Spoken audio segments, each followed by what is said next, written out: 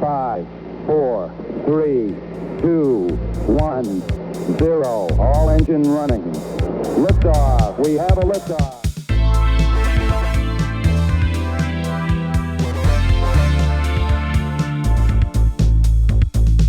You're listening to Tabletop and Beyond with your host, Justin. But before we get started, how was your Geek Week? And co-hosts Dan and Jason. You have to be willing to let the dice help you tell the story. Okay, look, this year I'm going to stop mispronouncing words. Join us as we cover board games to war games and beyond.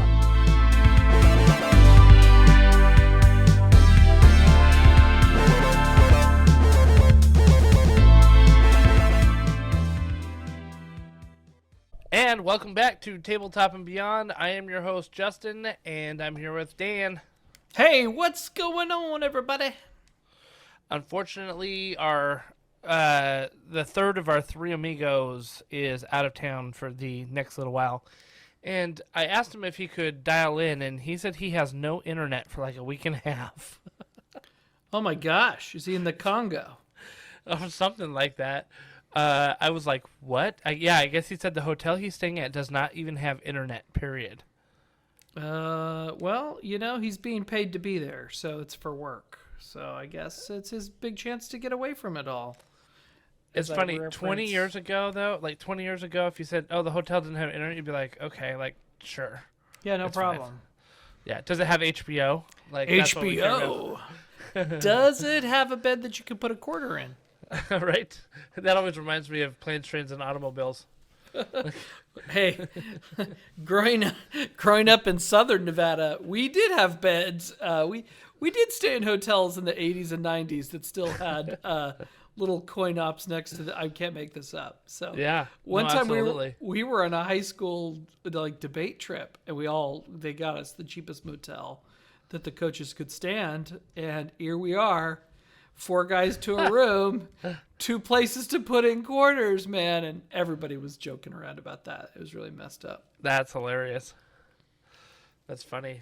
There's this motel in the middle of Nevada called it's called the Clown Motel.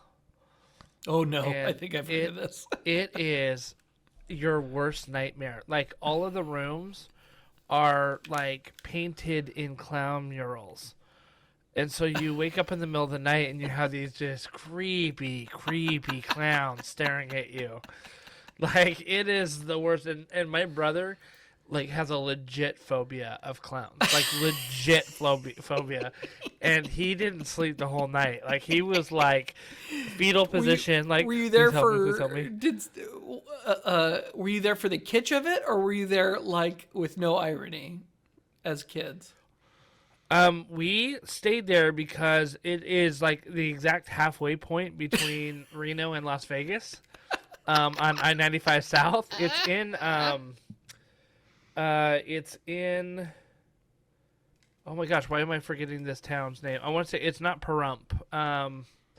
It'll come to me later. There's not that many. Tonopah. It's in Tonopah, Nevada. Oh yeah, Tonopah. Okay, yeah. And so it's like exactly halfway. And I think that we left on a trip, like, to go down to see my grandparents. And it was like we ended up leaving at like 9 p.m. or something like that. And by the time it was like 1 a.m., we were only halfway there. And my dad's like, I can't drive anymore. I'm so tired. We're just going to stay at the Clown Motel. And my brother's like, I'd rather sleep in the car. And like, he just had to stay there the rest of the night with these creepy clowns just staring at him. Well, if it was part of his therapy, you know, getting over your fears is about getting close to things that scare you. So yeah, I don't think it helped him. A professional, no, it didn't help him. Hurt him a lot. It sounds like. Yeah, exactly. Explains a lot about that guy. No, I'm kidding. I don't know. Maybe Jason's staying at a Clown Motel. Who knows? It'd be kind of hilarious if he was. Of all the places not to have internet, that would be the one. Right. Exactly. So, anyway. Well, we've got a pretty interesting show today. It's a part 2 of one that we did, a couple months ago, maybe half a year ago. The original show was called To Paint or Not to Paint, and it was like whether or not you should paint all of your little game miniatures that come in all of your board games that are coming out now. Obviously, we're not talking about like Warhammer or Warcry that, sometimes carries painting requirements if you want to play in big events. This was like, you ordered Kingdom Death or something like that, and it came with all those minis. Do you paint them, right? Or you got a new game, right? The Rise of Smog. Yeah, No. the Rise of Moloch. That's right, Rise of from the Moloch. World of Smog, yeah. Yep. And that has quite a few miniatures in it. So And they're so awesome. The sculpts are really Yeah. kind of creepy cool. They're kind of like, what's that other tabletop board game that's kind of Louisiana Bayou one? It's escaping me at the moment. Malifaux. yeah. They're kind of, but this is more like London steampunk 1890s. Malifaux is a lot more heterogeneous of the different kinds of cool things that you have access to from the different horror genres. So anyway, long story short, when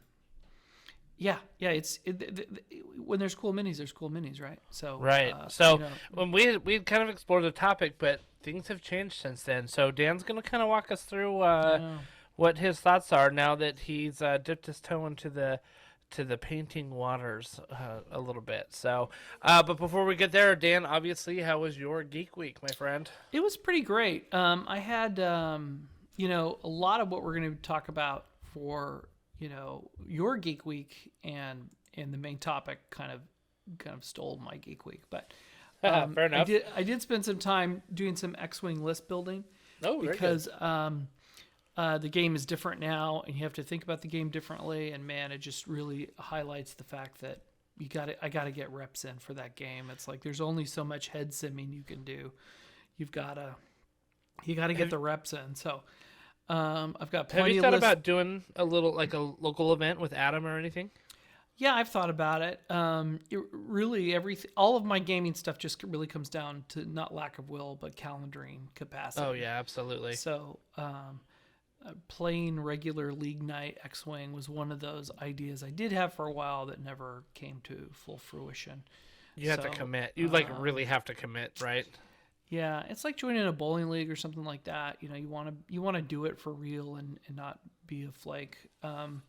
So I do a lot of stuff. I'm a busy guy on the weeknights. I don't have a lot of free I don't have a lot of free weeknights because of all the ways in which my life is complex. So Yeah. Including running a podcast.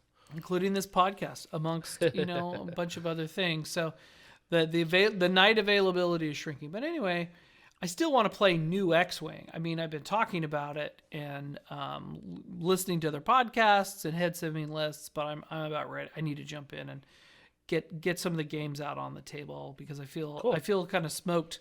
All the other guys who are podcasting they've gotten a lot of reps, and I'm still butt-kissed, so I've got to do that.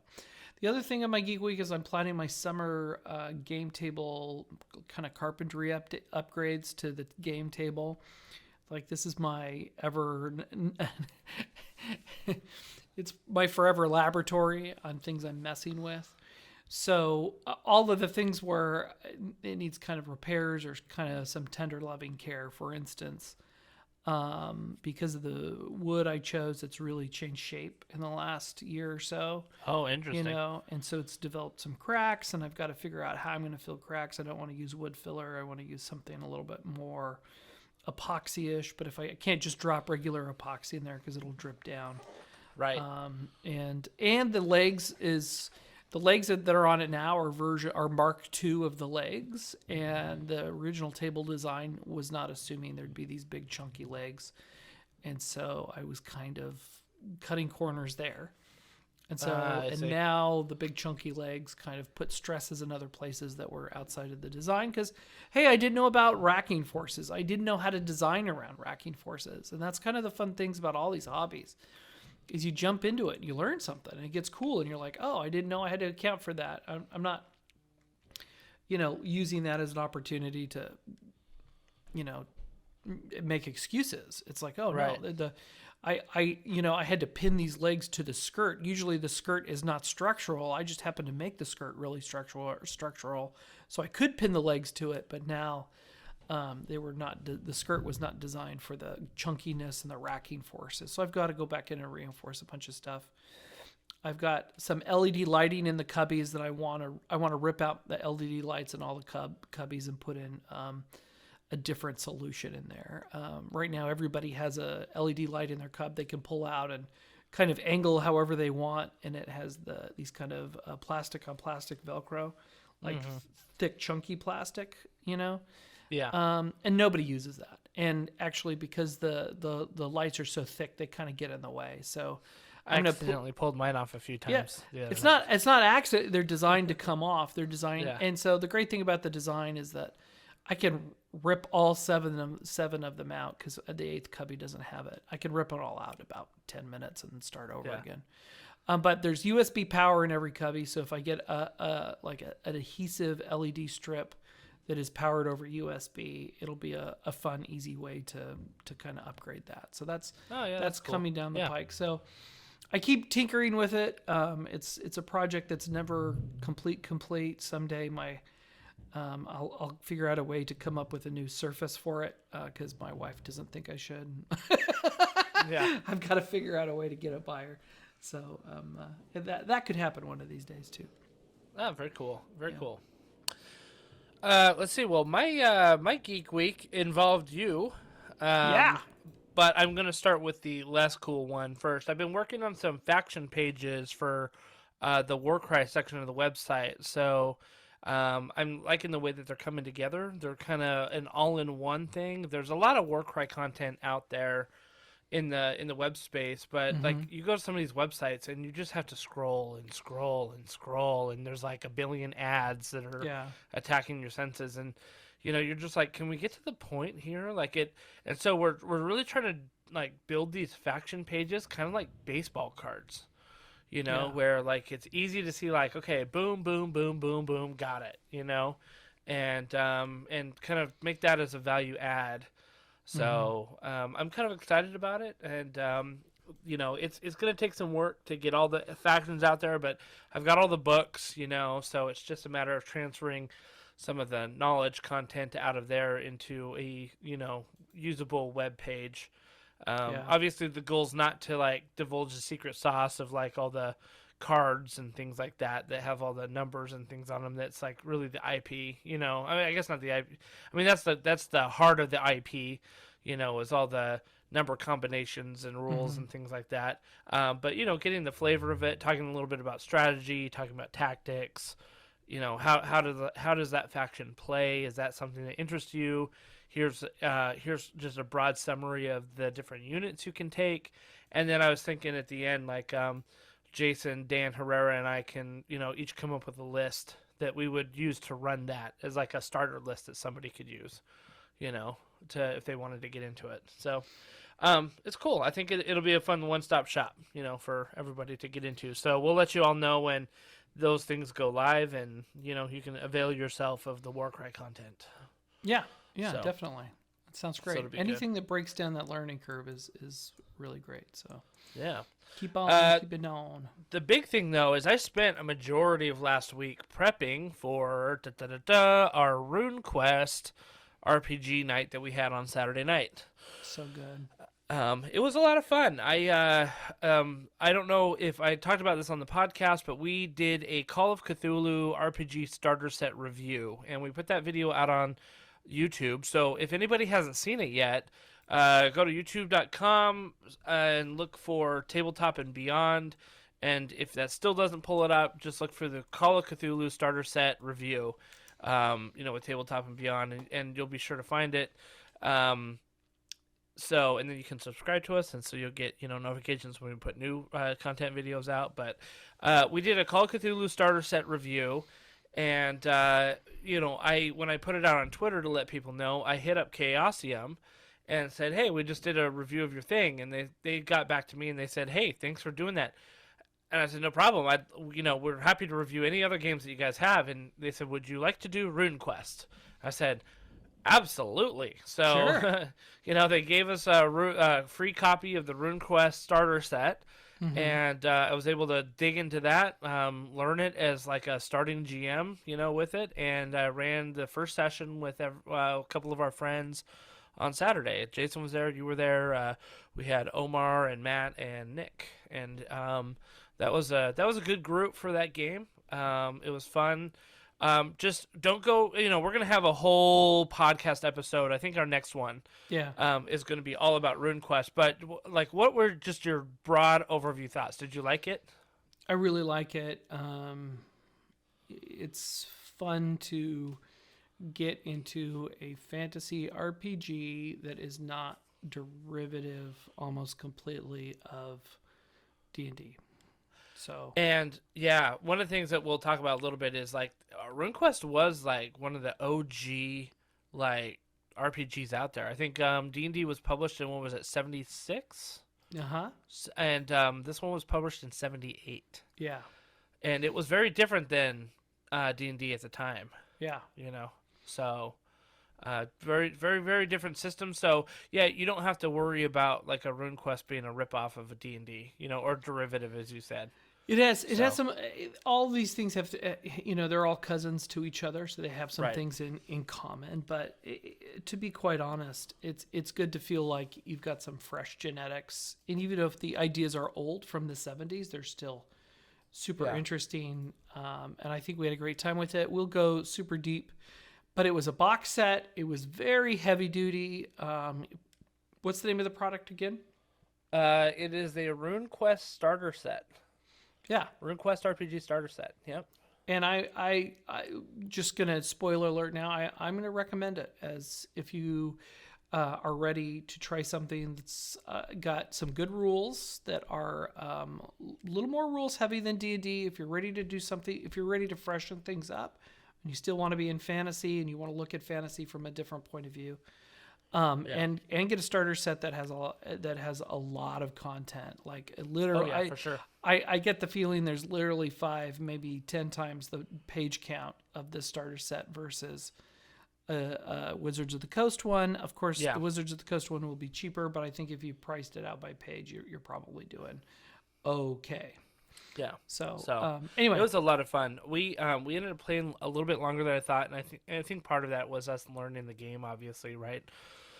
Well, you have to do that to do a review. You're like, okay, totally. All right, now what's this mechanic like? Usually in the first combat, and I'm kind of stealing thunder of next time we talk, so I'll try not to mention this next time, I came up with the weirdest magic ability my character had, and that was the first action of the first combat that I tried. Just throwing it out there, giving it a whirl. And there was a lot of book diving. And I don't know if that was bad, but I had fun with it, so whatever. Yeah, I mean, it was us figuring it out. And so, but, I think we had a great group there to play. I was, RPGing with all of you guys, and my goal was to try to get, just a really, a bunch of people that really, really, really, dive into their characters, right? And Matt and Omar and Nick are always good for that. Mm-hmm. They take their characters really seriously, and they were how would this guy play it? And that's how they play their game, and so it's a lot of fun that way. Some of us are a little more mid-maxy. Well, yeah, that's great. And we've got a lot of content for the podcast next time, so we won't get into it. But there's going to be a good review. I'm really excited to talk about it. So, but yeah, I ran that on Saturday, which was the culmination of a lot of efforts of prepping, right? So, so it was pretty good though. It was well done. It was well worth it, and I can't wait for our listeners to go deep with us at a future date. Hopefully, and you got to play. You got to finally play as a player. I like to play. I'm not a good player because I GM. For every time I play, I GM at least a factor of 15 times more than I play. Yeah. So I find myself being a crappy player, and I'm like, man, if I was the GM and I watched myself do that, I'd be like, dude, cut it out. So, but anyway, it's all good. We had fun. Yeah. All right. Well, that was pretty much our geek week. I'm sure Jason had a whole bunch of stuff, but he's probably out digging holes in the dirt or something. I don't know what he does out in there. We don't know what he's doing with no internet in a sketchy hotel. Seriously, when he talked about being in a hotel with no internet, I know we're going back to this, but being in a hotel with no internet, I literally envisioned the movie Holes in my head, where they're out in the middle of nowhere digging holes, looking for treasure. He did say he had T-Mobile cell phone access. So everywhere where there's a sketchy motel in the middle of the desert, T-Mobile's there to back you up. That's great. And that should be in their commercials. Yeah, exactly. We're here when you really need us. You snobby Verizon AT&T people. Yeah. We put a tower where these guys didn't want to put a tower. Now who wants to roam? That's so great. All right, we're moving on to the news, my friend. Alrighty. Welcome to Tabletop and Beyond News. More of this mainstream media stuff. More of the mainstream media. I'm trying to... Yeah, exactly. All right. Okay. So just two little items this week. Just some new games that are out. One board game, one RPG. There's a new Kickstarter out for Cthulhu Island. Summer creatures build attractions and entice visitors to your otherworld theme park. Oh my In gosh. Cthulhu Island, cultists travel to the world to create the best and most grotesque theme park filled with creatures and elder gods from other dimensions and realms beyond this world. During your turn, you expand the map. Then you either explore, enlist, or exterminate cultists. Taking actions based on your available control in such area. Each area has an associated action that will grant you favors based on the amount of cultists available, and if you can pay the elemental cost throughout the game, you'll face many options on your travel, gaining power from magical sources, summoning creatures, building attractions, enticing visitors, or destroy your opponents. It's all for the greater good or the greater gods. In the end, you'll win by publicity. Explore, enlist, entice, and exterminate in Cthulhu Island. So this is Theme Park Tycoon Meets Cthulhu edition. Cthulhu. So it's right now it is on it's on Kickstarter. Okay. And the minis, obviously, if you're gonna do Cthulhu, don't phone in the minis. Obviously, the minis look pretty sweet. I think this is one of those artifacts of H.P. Lovecraft's work falling into public domain. And so anybody with kind of a wild Cthulhu idea can just go, or Cthulhu idea can just do it. So the IP is well known and well loved, and there's no barrier of entry to borrowing that IP because it's in public domain. So it's going to come out in March of 2023. It looks like it's going to be about €79 to get. So anyway, if you want the 6-player box, you're up to €199. Is it Do going you to think be? it's worth it? Not I don't know. I'm looking at this right now, and I'm not crazy So impressed. I think it's different, right? And because it's a public domain, you can go off theme, which is H.P. Lovecraft would have never mixed Disneyland and Cthulhu together. But Right. if, it's worth a chuckle, if you've got a little bit of money to burn, if you like these types of games. I don't know. I just thought it was weird and different, which is why I threw it in the news. It is different. So There's some things about it that look interesting. I mean, some of the artwork is pretty cool. But I don't know. Like the sorry. Hard to get. That is a ringing lack of enthusiasm. Yeah, I don't know. I'm looking at the miniatures and I'm like, they're okay. Yeah.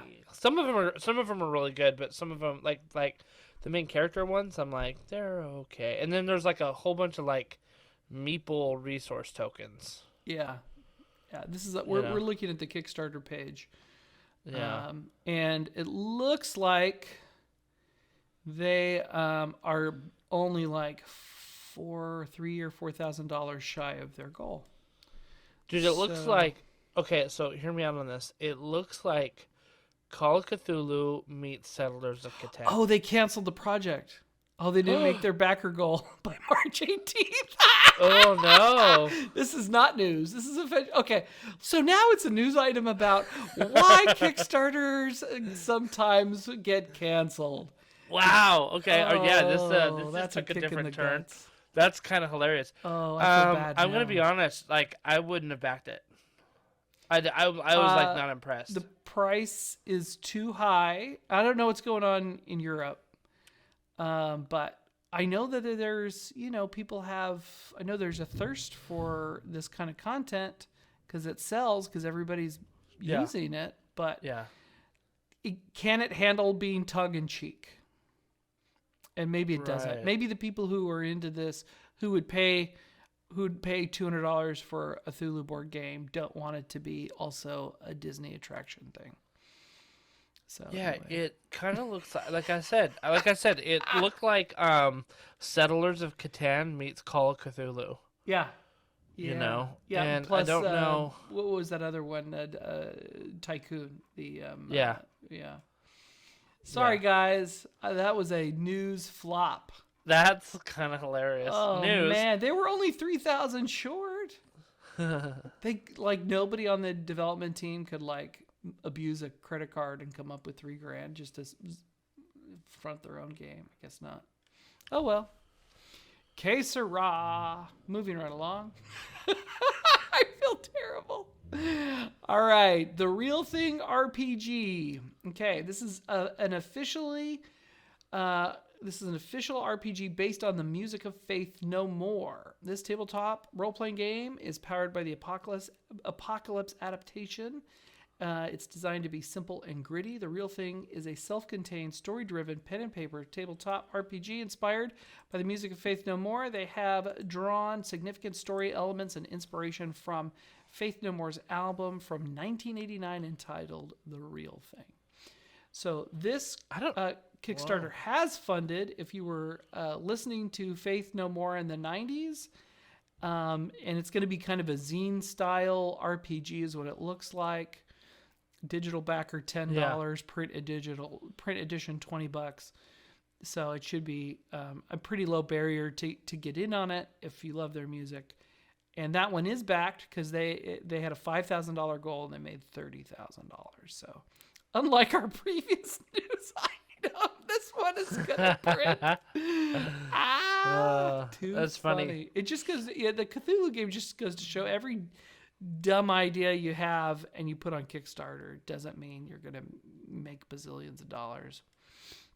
Yeah. So, but this is officially sanctioned by the band, and they're involved. And I listened to a lot of alternative music in the '90s, and so I was not a fan of Faith No More, but every time when we have these bands do an RPG thing, I usually like to take note of it because I think it's a cool overlap, mainly because it tickles my fancy, mainly because I think RPG groups are a lot like bands. You need people to do certain things.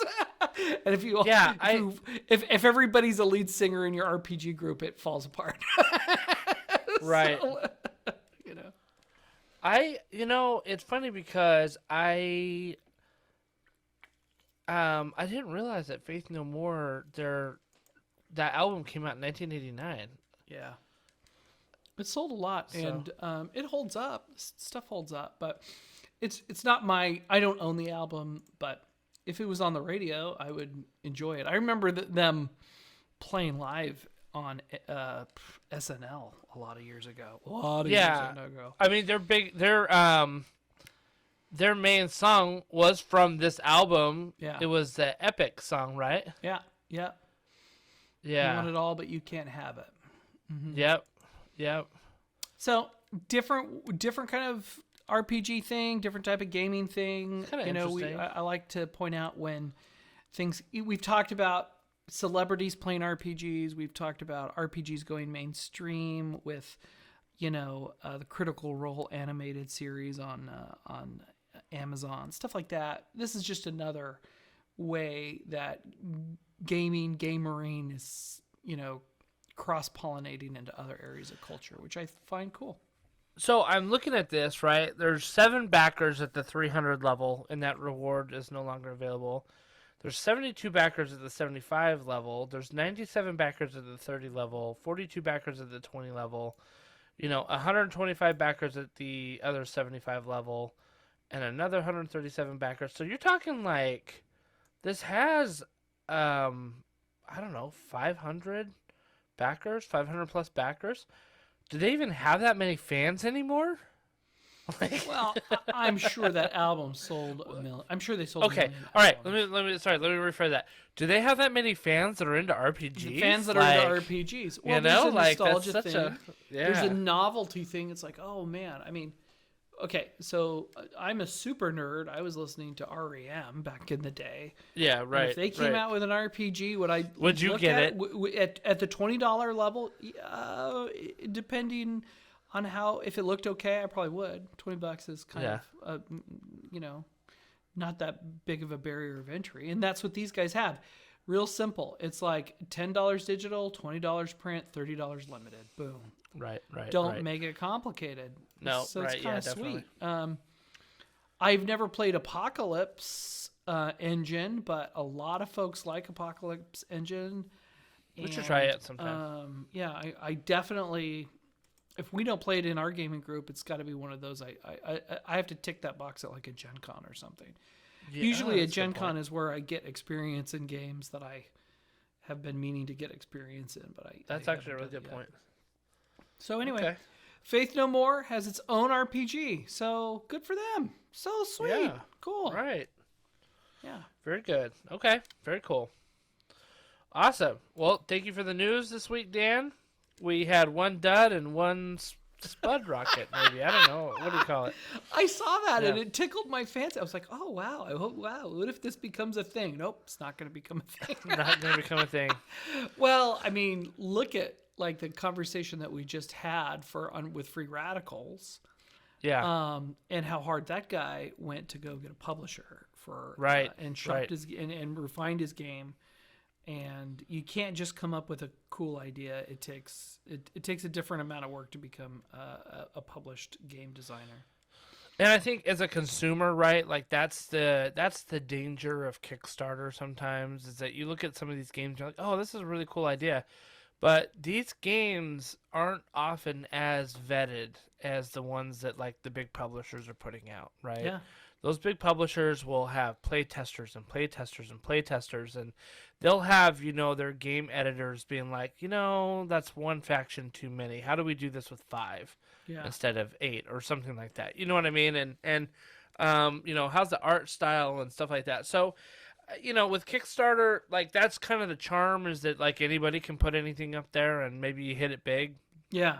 But the Wild West. At the same time, that's one of the risks, right? So, yeah. And there could be genius stuff that comes out on that, and you could get in on the ground floor. But just because it's on there, you don't get. I learned not to turn off my FOMO when it comes to Kickstarter. Yeah, because it ain't worth it, in my opinion. Yeah, definitely, I agree. Very good. All right, well, hey, my friend, let's get to our main topic tonight. Yeah. Again, it is To Paint or Not to Paint, Part 2. So we've had a maturation of sorts. Yeah. That has happened, and being an avid painter myself, a little flame of hope has kindled in my soul as I have watched you take your first steps on your painting journey. Do you feel a little flutter? A little flutter. It does. In your heart? Yes, it is. It's there, my friend. It's there. So our last episode, if you want to review it, it's around episode 52. It might be 51, 52, 53 in our episode order if you're looking for where that was. I don't have our episode numbering right in front of us. But I think the takeaway was, my point of having that conversation was, you're buying games, you're drowning in boring plastic minis. Right. Is it worth it to kind of put out crappy paint and feel crappy about it? Or is it better just to leave them gray? And talking to you and Jay, it was like, there's no reason you should ever leave them gray. You cannot. The eternal war is waging, my friend. The war, you have to fight the war on gray. And I was willing to do that. I think I'm getting excited about painting. So what kind of really changed? I think, getting a lot of cheap minis through CMON minis, great minis through basically Miniature Market with Rise of Moloch, Smog, World of Smog, Miniature Market was just I thought they had like did like a 60% cut around New Year's. Yeah. And then they just did a March Madness sale where they cut everything by like 66%. And it was like, and stuff was selling out and stuff that I wanted. And I put like an email alert when it got to low stock to email me. It got to low stock and they sold out because they just slashed all the prices. So I now have 3 more boxes of minis on a game I haven't played yet. So that's really stupid, right? Don't buy expansions for a game you might hate. This is what not to do. But I love the minis and they're really cool. They're really cool. But I've also have all the every expansion for Journeys in Middle Earth, and these minis are really well done. And I don't like I can't get into sprues right now. I like them already prefab. You know, I haven't been punching and gluing sprues. I haven't done that, but I like popping open the box and having great minis and going, okay, these look cool. So which those are usually, you know, the a little bit softer PVC plastic. It's not like the hard plastic that you'll get with GW. You know, which is fine. And actually what happens, this happened with the Dark Souls box that I had, is that some of the swords were a little bent. A little bit, you know, a little bit. They were a little flaccid. Spears, you could say. Yeah, I've got some spears that are kind of at a weird angle. Yeah. Yeah. So here's the trick: you boil some water, get it as hot as you can, dip the mini in there for about 30 seconds. Yeah. Straighten it out, and then plunge it immediately into ice water. Yeah, we had to do that with the WotC lightsabers. Let me just say. Oh, that's right. That's right. Obi-Wan was. Schwartz was not good. He was not impressing anyone, and that trick can work. Your mileage may vary a little bit, but it can work. So it depends on the plastic, right? Because I can't do it as well with the GW plastic. No, if something bends, but the softer PVC stuff that a lot of these box games like the Steamforged, is that Steamworks? Maybe Steamforged, the ones that do the Dark Souls, and then also a lot of the CMON ones are the softer PVC resin ones. And those WotC minis with the lightsabers, they use translucent plastic, which was very soft. Yeah, very pliable. Every lightsaber I have from the whole set is in some. So you have to wink at all of them and say, I'm just not going to care, you know, because they're pre-painted. You rip them out anyway. So here I've got a question for you. So shoot, you said what changed was that you got all these minis, and they're gorgeous minis, they're amazing minis, and you're like, yes, these can't sit in plastic, but how are you kind of feeling about the idea of painting, like, because I know that you had a whole bunch of orcs from the Lord of the Rings stuff already, and like. How did you feel about like taking the painting journey before then? Like where were you at? I don't know what snapped. I think I just decided to just do it. I did get kind of excited about speed paint from the Army Painter, and it's also called contrast paint if you're talking Games Workshop. Yeah, the Citadel stuff, right? It's like first of all, I bought a set of paints from the Army Painter like 5 years ago, which was 4 years ago, which was a basic set. I used it to paint battle stations, right? Okay. And this is a very simple set. The set is still available today. It's $35 MSRP. And for this episode, guys, I'm not pimping anything. I'm just going to tell you what I bought so you just know.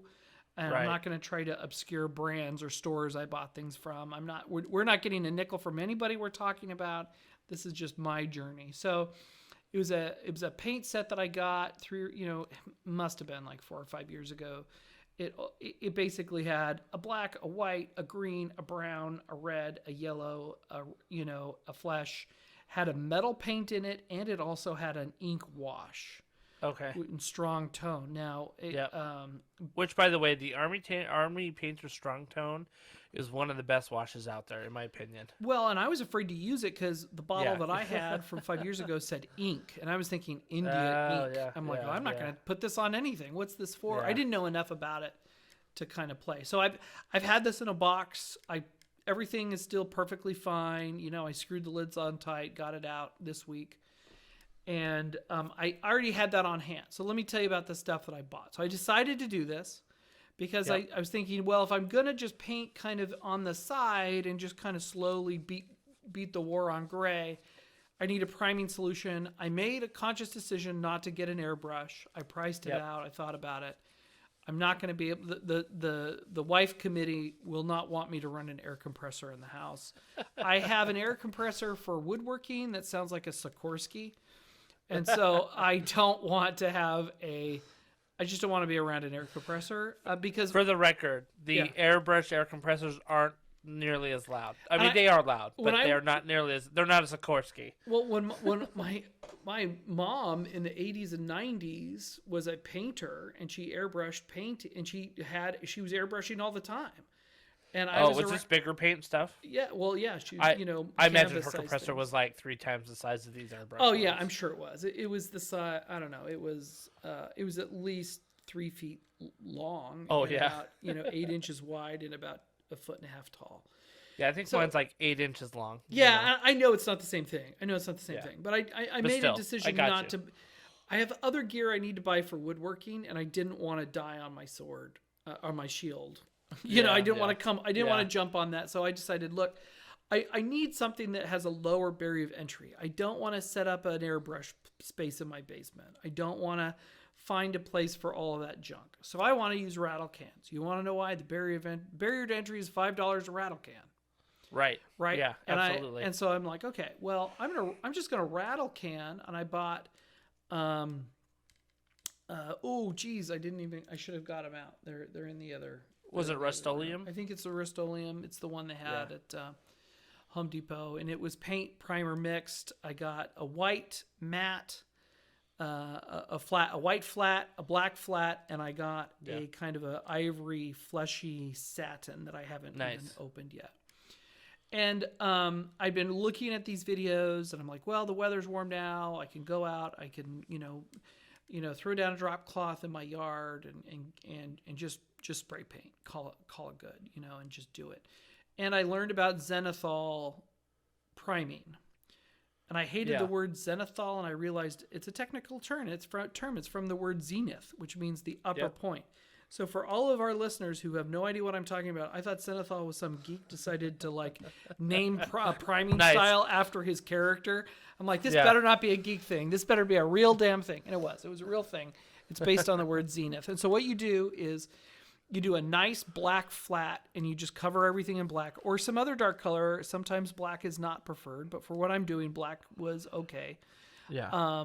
And you just cover everything in black. Don't go too heavy with it. Be judicious. Cover it, walk away, come back, and then at a 45-degree angle, paint a good splash of white on it Yep. to simulate lighting. And what that did is it gives you get some nice natural shadows in the contours of the mini. Even if you're painting, and you know all this stuff. I'm talking. It's a quick way of getting some highlights where the light should be hitting your miniature. Yes. And Right.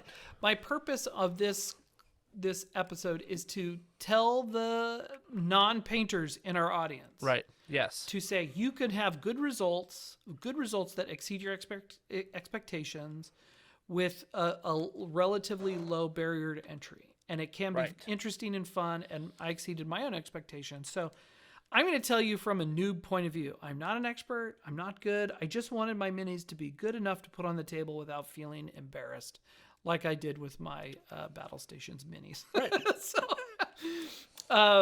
So I did the Xenothal priming thing, and I learned. Here's a tip. Point everyone's faces towards your can. I was doing 90 minis, probably too many.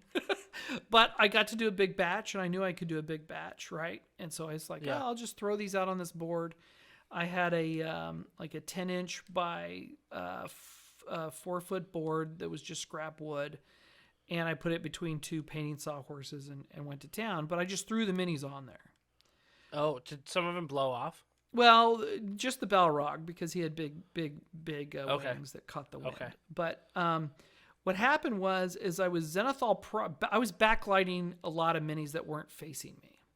Oh. And so I came around. That's not terrible. I did the front and I did the back, but I could definitely tell, especially when it came to human faces, they needed the light base, not the black base. So that's just a tip. If you're going to try this, look, the method totally works. You never spray the spray can directly on the minis. I had a piece of cardboard on the left and a piece of cardboard on the right. And I would do an upside down U shape. I would spray the cardboard, get that bit out, drag it from left to right or right to left, and then downward U on the cardboard where I would finish, where I would release press. And sometimes the spatters, or it would hit my finger or whatever, it would spatter that way. Worked like a charm. I didn't overdo it. Everybody's like, never use rattle can because you'll kill details. Well, I said that. You and said I that. still stand by it because the reason I said that is that I have done it before. But you're not the only one. You're not the only one. Yeah. Yeah. If you're judicious. Now, let me tell you, I did this process. I must have did one coat full black and then one kind of 60, 70% white. So Xenothal. So they've already gotten parts of the minis have about, 2 coats of primer on them. There are tiny, minute details that I never saw on these minis when they were just gray. That's another thing why you should think about painting. Yes. I mean, Legolas is the thing you put your arrows in. What's it? Quiver. Has fantastic details. Bilbo is carrying around Sting, tiny little elvish little arcs and weaves in it. There was a shield on one of the Rohan lady fighters of Rohan. She has this wooden shield. You can get up and you can see where the swords have gone in there. And these are small minis. These are not. These are the smaller, like 27 millimeter scale, right? Not the larger hero scale that you would get. Yep, 32 millimeter usually. If you do like 167% prime, right, on these minis, there's lots of great detail, minute detail. Now, I didn't go back and do it a third and fourth time. I can't speak to that. But Gandalf's beard has all of its hair in it. And I wouldn't let that discourage anybody, especially somebody who doesn't want to buy air compressor and individually Xenothal prime every mini. And we know that one of the advantages of rattle cans is you can do large quantities relatively quickly, which sure it did, and it was great. In fact, I was just gonna say that, like with 90 minis, like, listen, I've got an airbrush and I have primed a lot of minis. You know what I mean? Even a lot of minis at once. But there's no way I can beat the speed of a rattle can, even with an airbrush. No. So I totally understand where you're coming from, and even though like rattle can is not my favorite of priming, it's a compromise choice. Yeah, for sure. But you know what? Like, it's still a very valid choice. And I think I pointed you to the video from Vince Venturella. Yeah, I watched it many times. It's very good. Yeah, there's like a whole like the complete guide to priming miniatures, right? Yeah. And they had a whole section on rattle cans. I copied him. I think he'll tell you the best way to prime terrain pieces is absolutely with a rattle can, right? Like, because they're big and easy, and I've seen him do smaller minis with rattle cans too, but I thought it was a very good tutorial. So if you are going to do it, like, go check that video out. I think it's an important one to watch. It is. And you can do, if you're judicious and you know that going overboard is the wrong thing, rein yourself in. If it looks primed, it's primed enough for a newbie painter. Just say, okay, it's primed. Let's move on to the next step. Don't, more is not better. You have to hit just the right amount. So I did that.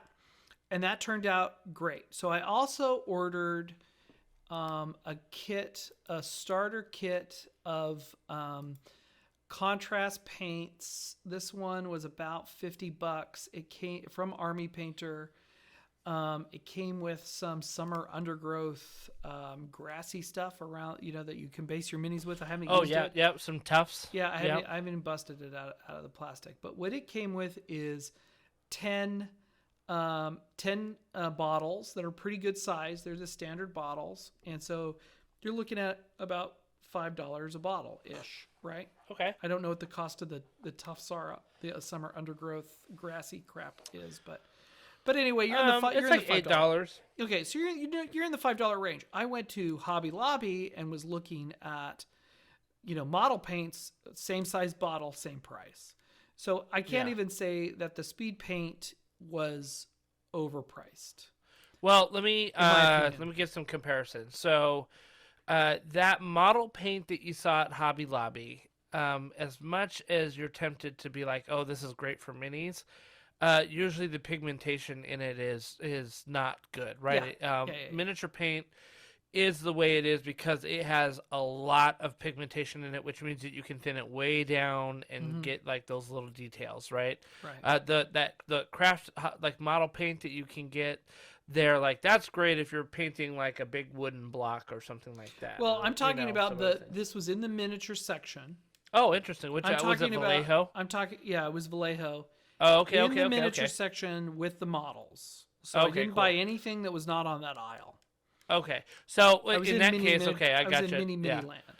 So the real paint to compare the speed paint to is obviously GW's or Citadel's contrast paint, right? Yeah. And I was watching a review about it the other day, and they were saying that you get roughly the same amount for about half the price, because a pot of contrast paint is about $9 a pot. Yeah. $8 or $9 a pot. And I don't know if you have the fluid ounces there on the bottle with you. I kind of don't. The fluid ounces for this speed paint. This is 18 milliliters in the contrast one. Made and I in think Denmark. it's like 10 milliliters in the speed paint. It doesn't even 18 milliliters. Oh, it is. Yeah, so it's the same amount, and so it's Citadel's like double the price then. Yes, and let me tell you, because if you're getting it for about $5 a bottle, then contrast I was paying $9 a bottle. Let me tell you, I'll get to a point in this discussion where that may not be a bad deal. Okay, but let me work up to that point. Sure. Okay, so. All right, newbies. I'm not talking to Justin. I'm talking to my newbies out there, my brothers, people who don't want to paint. People are like, please don't talk about painting. I hate the idea of painting. I was in that I hate the idea of painting camp. There's a whole podcast about it. So I'm like, okay, I'm going to try this out, and I'm just going to see what I can do. So I got this contrast paint. I have the small kit that only has 7, 8, 9, 10 colors. There's only 10 colors. It has little mixer balls inside, which are cute. You know, when you shake them, you can hear these little balls rattling around like a little rattle can, which is cute. But it's not a lot of colors. They have a pallid bone, a yellow, an orange, a red, a purple, kind of a royal blue, kind of a lime green, a brown leather, a crusader skin, and graveyard gray. So it's very, very basic set. So I have two sets of almost the same colors, right? I've got the opaque side and I have the speed paint side. The speed paint I used 90% of the time, and I used 95% of the time. I only use the opaque stuff that I had that I bought 4 or 5 years ago, just for little bits here and there. So what I did is I said, okay, well, I started with these orcs because I got about 3 dozen orcs throughout all these upgrades, and I really didn't like their lime orc skin that came in the palette. So let me before I get into this, let me tell you about how this stuff works. So you've Xenothal primed your guys. So you have a dark black and you have a white and you have some shades of gray in between. So let's just say for rounding purposes, they're already painted 3 colors right now just by priming. They're painted white, they're painted mid-tone gray, and black. Yeah. What the speed paint gives you is 3 more colors. It gives you a highlight color, a mid-tone color, and a shadow color, all in one bottle. But you say, Dan, how is that possible? Well, because the viscosity of the paint is different than a regular acrylic paint, it runs differently. And it is looking for the crevices. It wants to shove itself in the crevices, stick to the crevices, and thicken up and get dark. And on the highlighted side, on the more rounder side where it's spread a little thinner, you get the highlight tone, and then everything else you get kind of a nice medium tone. So let me tell you what you have here, newbies. You just Xenothal primed your minis, so you've got 3 colors there, and now you're going to add 3 more colors. If you just use one color, if you just use hardened leather, which I did for these wargs, these wolves, the wolf riders. Yep.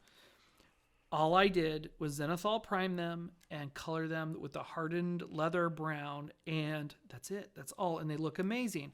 So let's say you have dexterity issues. Let's say you don't want to paint because your hands shake. Yeah. When you slap on the speed paint, one of the pros, the pro is that it'll find those crevices. The con is it will if you put extra on it, it'll just run down your model because that viscosity, right? Yep. That's not a bad thing. It is feature and bug. But if your handshake, you can do a Xenothal prime with a rattle can, and you can do one color on Army Painter Speed Paint, and you have a 6-color mini in those 2 steps.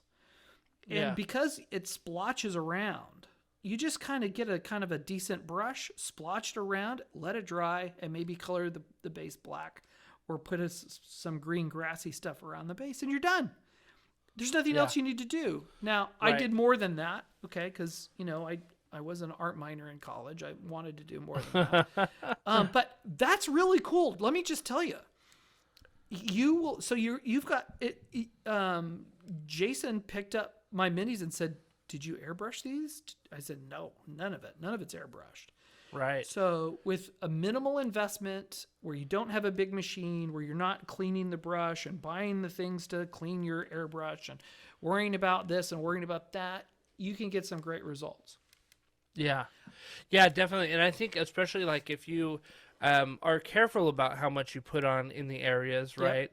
Like if you put on a little bit and you're like, oh, I could use a little bit more, then you can always add a little bit more. If you just like start like slopping it on there, it may be a little bit much, right? But if you put on the right amount, like that right amount will definitely seep into the crevices, and it'll make your shadows look shadowy. It'll make your highlights look highlighty, and you just really put one coat on. But I'm telling you, know what I mean? I'm telling you, newbies out there, I'm not talking to Justin. I'm talking to my noobs slopping it on. You'll get a decent result. I'm not even joking.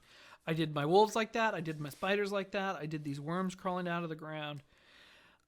So because everything that won't stick to it just runs off of it anyway. So it is messy. Okay.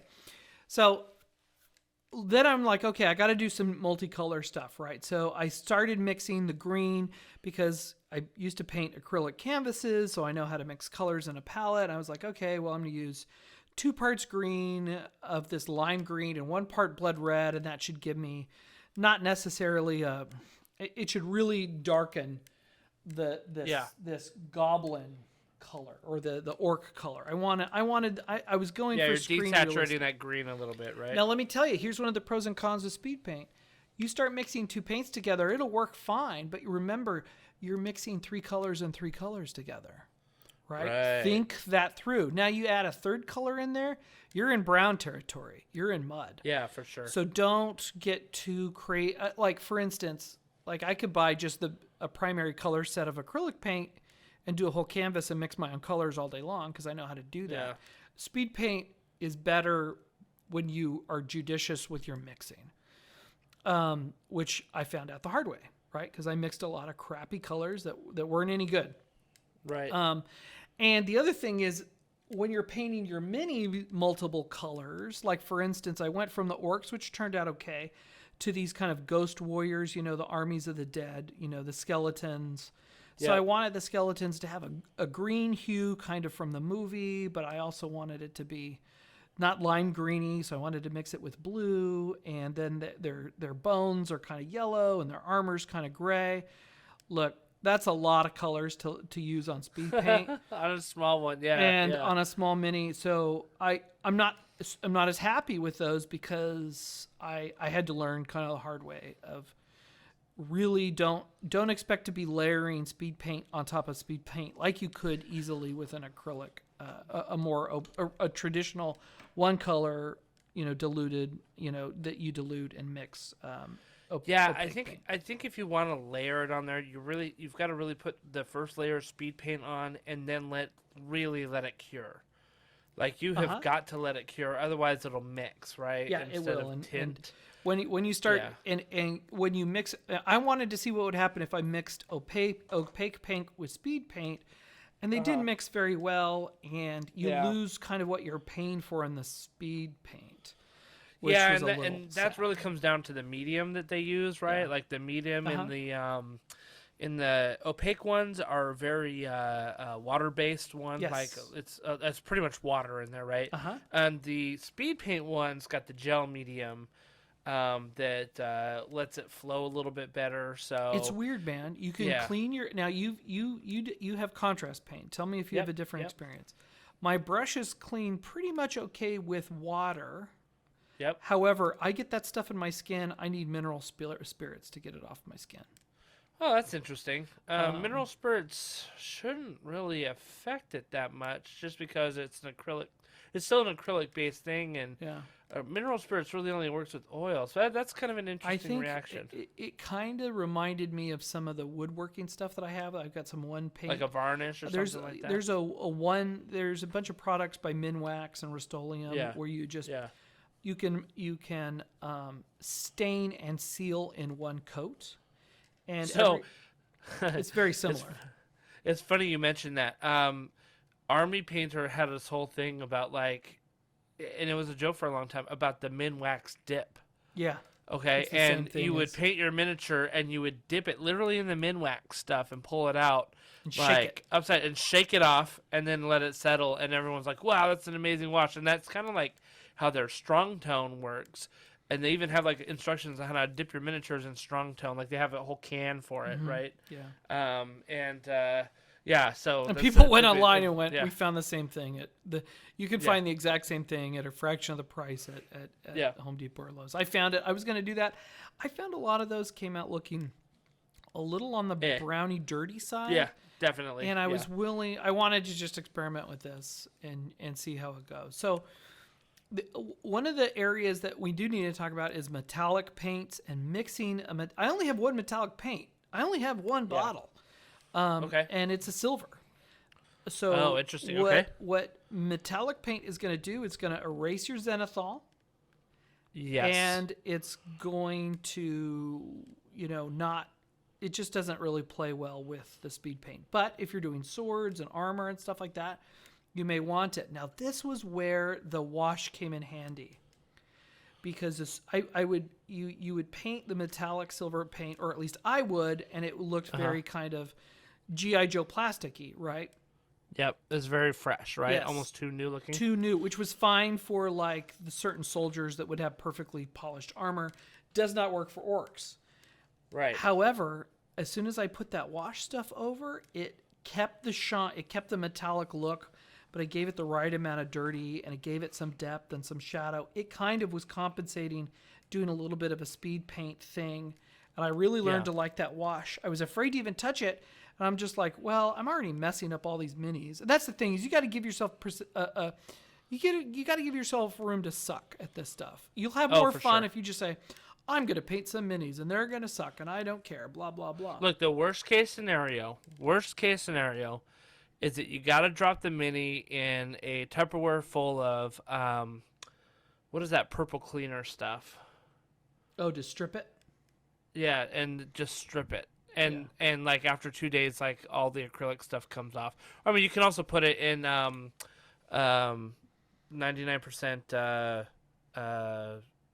what is that? Not acetone. The Nail polish remover? alcohol, isopropyl alcohol. Isopropyl, 90, will that do it? Yeah, 90% isopropyl alcohol. You put that in, like, you drop your miniature in there, and like you'll come back after a day with a toothbrush, and all of that acrylic paint is gone. That's the worst case scenario. Yeah. You know what I mean? Like, it's that you strip the mini of its paint and you start over. I mean, you don't like it, 9 times out of 10, you can just paint over it. Yeah, start over. You can just paint over it. Yeah, Just you start click over. Just undo. prime it again. It's a little bit more than I've clicking done that undo. before. Yeah, Yeah, I've so- done it before. I didn't have to do that with any. One of the things I gave myself permission to do was to learn how to do it. So I started with the orcs. Yeah. And orcs are great because they're messy. And they'll hide a lot of they'll hide your mistakes. And you say, oh, well, that's just character. Not like doing an elf, right? Right. That would be the opposite. Or the hero mini. People don't want their hero minis to look janky. Right. So right. my Aragorn and my Boromir and those guys, Boromir has all this shiny armor. in Legolas, you got to get these guys close to looking cool. Otherwise, why bother? So give yourself some practice on some minis where you're like, well, that one turned out crappy, and just set it aside and move on to the next one. Don't go back and fix the crappy one. I agree. And I 100% agree. Yeah. I would say on the speed paint, up to 2 or 3 colors is great. Use some opaques to do highlights for like brows, your eyebrows and noses with a that's a good idea. with an opaque, just regular acrylic. Sometimes you'll want to use some dark acrylic to put some shadows on things, or just to kind of dirty things up if they look too clean, if you don't have access to an ink. But I think that one bottle of ink, now you can buy this $35 kit today, which comes with 1 bottle of silver, 1 bottle of wash. Now, I do have a bone to pick with Army Painter. Okay. And maybe this is a noob mistake. So guess what, noobs? I make mistakes too. I'll tell you all about them. Pallid Bone, right, which is their light tan, kind of deserty tan speed paint. I pull the lid off, and I'm getting very small quantities out of the bottle. And as a dude, my first impulse is to squeeze harder. Oh no! So squeezing harder. You popped the top off, didn't you? Knock the top off. Now there's 2 little metal balls rolling around in here. Yeah. And I said, okay, so a whole bunch got on my hands. That took a long time to clean. A whole bunch got on my melamine surface. Took some time to clean. And a lot of it just went inside of, those little, 8 half circle bubble palette I was using. You can get like 8 or 10 of them for like $5, right? Yeah. And a lot of that caught most of it, right? And I said to myself, I can put some of this back in the bottle. I can put the lid back on. I can clean myself up. It's going to be fine. I kind of like this color. My orcs have this kind of desert orc look about them. And I'm like, I wanted to play with the color and I liked it. I'm going to put it back in and give it another go. So I put it back in. I give it another go. I shake the can around. I start squeezing the bottle. Same thing happens. It pops off faster. It all comes out of the bottle. So I have 3 of those half circle things full up with speed paint Pallid Bone. And I'm like, okay, every orc is getting Pallid Bone. I started looking around the 90 minis going, you get some Pallid Bone and you get some Pallid Bone. And I started running out of Pallid Bone. Then I realized my trolls had actual bones for weapons. And I'm like, oh no, I'm running out of Pallid Bone and I need bone. And like the war elephant that I had needed bone for his tusks and stuff. So I guess the noob mistake is don't squeeze harder if it's not coming out. Yeah, there's clearly a clog in there, probably a little bit dried up, right, in shipment or whatever. Something. So I threw out the lid, and I'm just using it as an open hole. I put the cap back on, but the eyedropper lid I just threw in the trash. And that makes sense. But there's hardly any left here. So I'll say this, and this is where you were talking about probably the comparison to Citadel stuff, right? So Citadel comes, like the contrast paints come in one of their large pots, right? It's actually not quite as big as some of their large wash pots. So it's probably like, I don't know, 1.5 inches tall, right? And probably 1 inch wide, like in diameter. Here's the problem with these pots. Yeah. Like you open it up and it has this little thing on the back that lets you like leave it popped open, right? Which is great for contrast because you want to have it there and dip your brush in, paint, dip your brush in, paint, dip your brush in, paint. Google Nuln oil disasters, Nuln oil disasters, or Agrax Earthshade spill. Oh, yeah. I mean, because what happens is, you can see my table, like if you ever see a picture of it, you'll see where I spilled Nuln oil and Agrax Earthshade, and like, look, these bottles are like $9, and you spill half of it out. You're like, oh. Because you accidentally hit your brush on it weird, and it just tips over, right? Yeah, and they're round shape. They've got round bottoms. Yeah, exactly. So there's like 3D printers have like like you can get these 3D printed things that are like bottle holders basically, that you stick it in and like it won't tip, so. That is the issue, in my opinion, with the GW ones, and it's not exclusive to contrast paints. Like it happens all the time with the washes because they're a little bit taller, so they're a little bit top heavy, and everybody hates the GW pots. Everybody hates them because the paint dries out. So what happens is paint gets on the seal on the outside. Oh no. As you're pulling paint out, and it dries, and then you go to close it, and it's not airtight. So if you're not using that pot regularly, if I went back 6 months later, it's probably dried out. And you're like, great, I just used it for like a little bit, you know? Yeah. So, and now you're like, okay, well, that's $10 in the trash. you'll see a lot of the pro painters, they will transfer their pots to the little dropper bottles. Yeah. I don't have the time or patience to do it. Yeah, but, getting out of funnel and all that stuff. So Yeah. it was a dumb mistake, and I know better. And I'm like, well, there's a difference between making a mistake once and going, oh, that was a fluke, and not knowing that there's probably a deeper problem why that happened.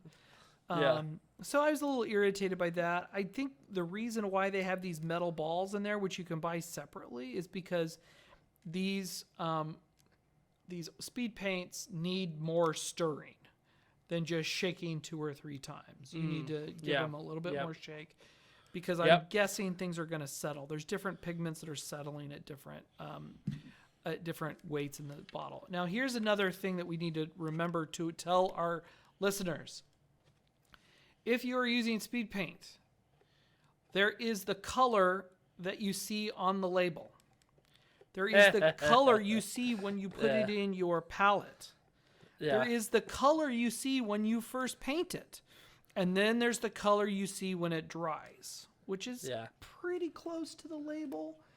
But let me tell you, you can paint with Crusader skin and think you're painting with iodine orange. And you're like, there's something wrong here. You put it on the mini and you're like, oh, okay, everybody's African-American. That's cool. I'm not racist. Everybody can be African-American. That's cool. That's cool. That's cool. No, I'm down with it. I'm down with it. And then it dries lighter, right? Yeah. Which meant I had an African-American mini. I had to figure out what I was at. I'm like, okay, I got to darken her up a little bit. But, you know. Well, you know, it's funny because I think that that varies from literally bottle to bottle. You know, because I can, like, and not just thinking speed paint, but I've got a brown that's a Citadel brown called Mornfane brown. Yeah. The way that it paints on, it looks like a very rich leather, but then when it dries, it's much, much lighter. You know, and I love the color of what it is when it dries. But every time I put it on, I'm like, this is gonna contrast. Like it's going to be a problem. Like, it's gonna it's got bad contrast with all the other colors around it but when it dries, it looks amazing. You know what I mean? Right. And so it's really funny because like you almost have to get to know the paints a little bit, right? Like to know how they're gonna like turn out. And as a noob, that's hard. It's hard to do. It's like, why would I put this color on this beautiful elven princess? I'm worried about the outcome that I'm doing, right? And you got to give yourself permission to screw up a little bit and see how it goes. Trial and error. Well, and I think that it's important that people do kind of what you did, right? Take like if you've got a horde of minis, like 20 miniatures, like test it out on one of those first. Test it out, or before you start working on your quote unquote heroes or centerpiece ones. I did the heroes absolute last. I kept my Balrog and my heroes, and I did my Balrog before I was going to do the heroes because I knew that was the showpiece that everybody was going to pick up the Balrog and look at it. Nobody was going to pick up Bilbo, but Bilbo was way harder than the Balrog. Yeah, quite frankly. Even though the light is coming from the Balrog, right? Because he's on fire and he's producing his own light. But doing a large group of minis is great for this technique because I had an assembly line going where I was using, this is a technique I saw on Goober Hobbytown or Goobertown Hobbies. His videos were really inspiring for me to get into the speed paint. And I was like, yeah, I'll give this a go. I think I can do it. You have like a chunk of wood or a dowel that's cut with a piece of blue tack. This is like the cheap way to hold your minis because you don't want to be picking up your minis. Even with a rubber glove, you still don't want to be actually touching the minis, even on areas that you're not supposed to be painting because you're going to you're going to cross-contaminate paint all over the place. So I had these little like pieces of wood where I had 3 pieces of blue tack and 3 minis. Usually I'd get them in the same identical minis in the same pose, and I could see, I missed the tricep on this one orc. I'll need to go back. I did. Right. I got 2 out of 3, and I forgot one. I need to go back in 3. That was helpful. It also allowed me to just push them left to right as an army, and I would just.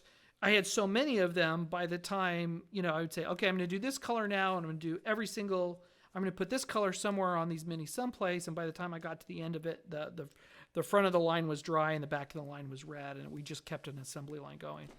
So in some ways... Welcome to super batch painting, right? Like that was like batch painting on steroids, just because you're moving through them so fast. If you're going to do 36 minis at the same time, it's great. But it also improved my technique because I could just say, I'm going to paint this one color. I don't have to remix it 17 times, 36 times. I'm going to mix it once. Everybody's going to get this color, and then it's going to dry. And then I'm going to do something else. And that really came in handy when you bring in your second color. Because when you're using speed paints and contrast paints, if you're not fully dry, you will pull in the last color into your new color in ways that maybe an opaque paint still will, but not as weird. Because remember, the contrast paint and the speed paint wants to move around viscously, so it will take a color from the face and drag it down the shoulder or something like that. Right. You don't want to do that. You don't want to do that. So it's funny. Somebody asked me the other day. They said, like, how can I kind of level up my painting? And I asked them, I said, have you painted a 2,000-point army yet? You know what I mean? And they said, no, not even close. I said, do that. Do a 2,000-point army, and then come back and talk to me. And the reason why, and like I wasn't trying to be a jerk or anything like that, but the reason why is when you paint 40 of the same model or like similar models, like by the end, your technique for the edge highlighting that you were doing or whatever, like vastly increases, just as you were talking about, right? Like your technique at the end, you're like, I totally know what to do here. Yeah. And you're building that muscle memory. And it takes reps, just like anything else, right? It's like, for instance, if I was painting, we talk about Space Marines a lot, and if I just wanted table ready, I would feel totally comfortable using this technique. Like for instance, if you don't want to send your minis to have somebody else paint them or pay for a pre-painted army, and you wanted to buy the sprues, glue them together, and paint them yourself, that's no longer a thing where you're going to be like embarrassed of your paint job. Mainly because of this stuff. Yeah, and I think that's an important thing here, right? Like, you were able to get through a lot of your miniatures for pretty much, all of your miniatures for your Lord of the Rings game, which is super impressive, and they looked fantastic.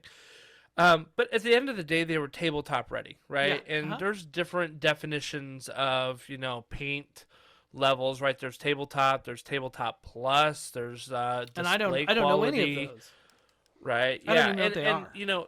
And like, display quality, and then there's competition quality, right? Like where you're like going out to win a golden demon and stuff like that. And a lot of stuff you see on Instagram, if you're following painters on there, that's minimum display quality, oftentimes competition quality that they're going for. I tip my hat to those guys, but it's discouraging for the noob.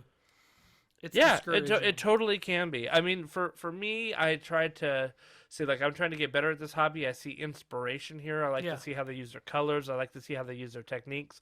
But for a guy who's just like, dude, I got so many minis and like those look amazing. You know what I mean? It's like, how do I get from here to there is daunting. Yeah. And so I think it's important for you to ask yourself, what am I trying to do here with these miniatures? Yeah. Am I going to enter them into a competition?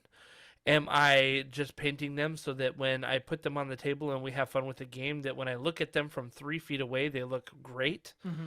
And if I bring them like within like half an inch of my eyeball, I will see its imperfections. You know what I mean? But from 3 feet away, I don't, and they look amazing on the table because they're painted. You know what I mean? Like, they're not just gray on the table anymore. And so I think if you start in a painting journey, you have to ask yourself, what is my goal here? Is it to like paint a display quality thing? Is it to just get some models painted so I can get them on the table? Am I practicing techniques? Am I like what are you doing? And I think if you can answer that before you even pick up a brush, you'll be happy with whatever you're trying to do. Yeah. Yeah. And so, I mean, you sound absolutely content that you painted all those models and they look great and you can't wait to put them on the table. Yeah. I mean, that's And like I gotta a play huge this damn win. game, right? Yeah, Oh, it's a huge win right I also there. covered them with Testor's spray lacquer. Oh, nice. Okay. In wood, and I bought this at Hobby Lobby. That was the one that was on the shelf. They had some other ones that had a lot of, Japanese script on them. And I'm like, I went online. Somebody said they use Testor's. I'll use this. Yeah. It's a Rust-Oleum product, but Yeah, I think I have used Testors before. lacquers in woodworking. Professional factories use lacquers all the time. You have so much lacquer in your house you don't even know. However, in its spray form, it could be super toxic. And so I'm not going to tell anybody to use lacquer, even if it's in a small, cute silver can, because if it's the same lacquer that I'm using for woodworking, it can really hurt your lungs, and lung health is super important. Were you using lacquer or were you using enamel? This is spray lacquer in an aerosol can, Testors, and I used it because I was in the store and I went online. I was trying to decide to buy brush on enamel or spray lacquer, and I went with the spray lacquer mainly because of the quantity and the ease, right? And the ease of it. Yeah, I've got a bunch of brush on enamel, but I'll thin that down and run it through the airbrush. Yeah, you know what I mean. So it's a spray It's a essentially spray, for me. But that's because I have an airbrush, right? And that was a couple extra steps. I'm like, I don't want to paint behind the ogre's ears. I'm just gonna spray, do a couple coats, call it good. The other thing, here's a reason why: if you even buy the $100 box of Army Painter Speedpaint, which is coming out on March 26th, which is just a few days from when we're recording this, you still may have a reason to go buy individual pots from Games Workshop and add them to your collection, because getting back to the mixing problem, from a palette standpoint, you're going to be mixing less. So a lot of my minis are going to all start looking the same because I'm mixing less, I'm customizing slightly less. Everything is going to be kind of locked into this 10 color palette, which is okay for getting started. Like $50 got me in the door, and it was great. But if I'm going to do more of these, and I've got another 200 or 300 miniatures to go, I don't want them to all have the same basic blue, the same basic green, over and over and over again. So even though I'm a big fan of the Army Painter stuff, and I'm probably going to buy the $100 set, even though I'll be double buying some things I already own, because I know I'm going to go through it, especially Pallid Bone, which is empty. Yeah. I'm still probably going to augment with some colors that are more unique, just to add to my palette. I would never recommend that to anybody just doing regular kind of Bob Ross acrylic painting, or not. I mean, oil painting, like painting canvases. That's part of what you learn how to do, is make your own colors. This you don't have that. But what you get out of it is this viscosity, which, if you can control it, is amazing. If you let it control you, and it makes a bit of a mess, you just gotta paint more minis and get it cleaner. Yeah, and look, if you have a mishap where the paint's running a little bit, just grab a different brush, have it a little damp, and you can wipe that off pretty quickly if you get to it pretty quick. So it is fixable in the moment. It is. It's not the end of the world. What will happen is, though, if you're doing a lot of them, which I recommend, it's better to do a lot of them than it would drive me insane to do one individual mini, right? Because there's just too many. And I also found out after I did them, I could have been blow drying these in between coats. They'll take a blow dryer. And I do have an old blow dryer we don't use anymore for hair that I use for other stuff in the garage. However, you may think it is covered and your paint's not running, and you've moved on from that mini 5 minutes ago, and you go back to it, and there was a pool in it somewhere, and it worked its way down and spilled out. That I'm looking at one mini right now where that happened. That was not the case when I thought I was done with it. So and you got to realize you may have evenly coated it, right? And It's just gravity did its work. in gravity, it pulled the highs. The thin parts got thin, and the medium parts got medium, and the thick parts got thick, and then it had left over, and it just went blah. And because I had pre-done like these worms are crawling out of the rocks, right? They're ground worms. And I had, guess what? Pallid bone rocks. Shocker. And then I picked up these minis and I'm like, I didn't splotch paint here. I'm like, oh, it ran down, went in between the rocks and came out onto the base. And I didn't even catch that before I sealed them with the testers. So anyway, I might go and paint over them or something. I don't care. It's not a big deal. Well, and this kind of brings up, probably one last point that I want to make about contrast stuff.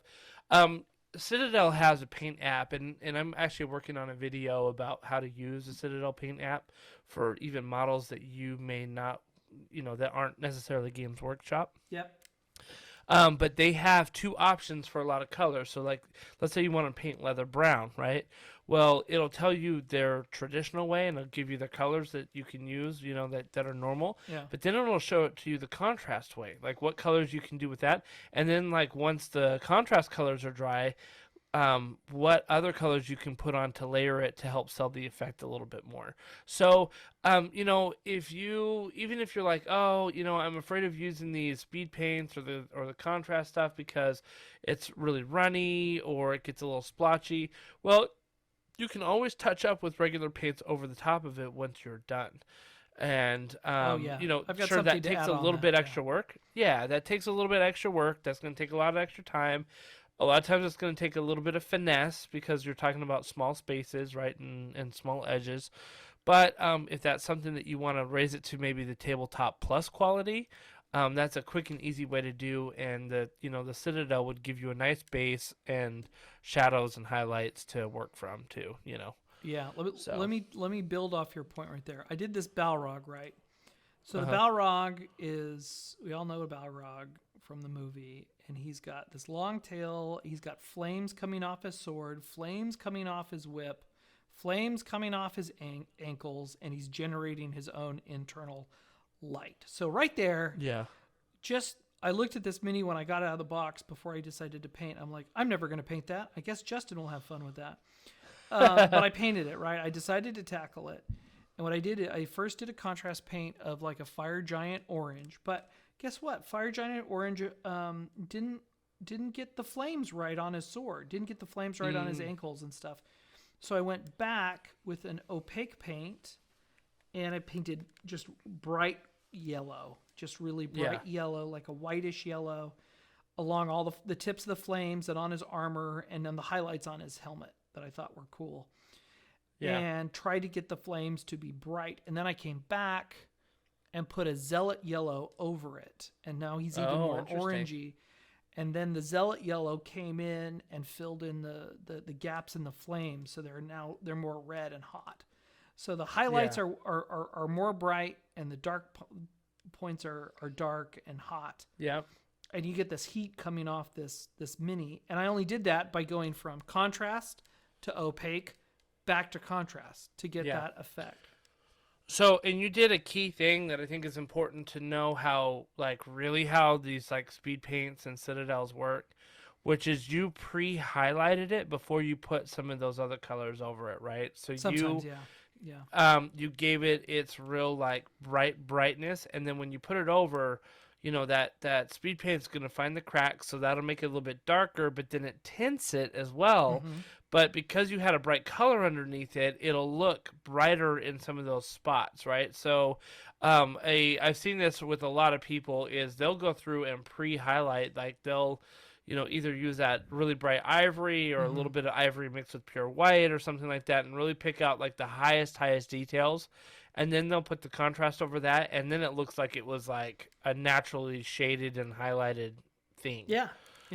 So... Yeah. And there's a lot of ways you can use this. There's a lot of ways that it can work. And I'm glad, my friend, that you gave it a shot. I'm glad. It's so funny because I said, Dan, you should really, I know you've got a lot of stuff. You should really look at these speed paints. And you're like, I've already bought them. You took the words right out of my mouth. Yeah, yes. And I'm like, okay. And I was really happy because like I had a feeling that you were going to get a lot of use out of it, and really for the amount of time that it takes, I think it's kind of unbeatable. Like, listen, I paint my models, and you know the standard by which I have for my own painting, but it takes a long time. It really does, and I'm okay with that. Like that, I'm invested in that process, right? Yeah, and you've taken and classes, that's the way. and I've And that's the thing that I love doing it, right? I love doing it, and I love doing it the way I do it, and I do use a little bit of contrast depending on what I'm working on, right? But if you like really, if you want to get this done fast, you want to get it done quick, you want to get it done to just a pretty easy, basic level of painting that everybody's gonna be like, hey, these look great, and you can play your game. I don't think you can beat a speed paint or a contrast. I really don't. No, Bang for the buck time wise, you can't beat it. Yeah, when did I post? Let's see, it was last week. I went on and I posted photos of my Xenothal on, let's see, what was it, our miniatures chat line here. Let's see, what day was And this is on our Discord, by the Our way, everybody. If Discord. you would like to see this, we have a Discord And I've link. got to take photos of all the final products, right? So it was Yeah. the 16th. Today is the 21st. So, yeah.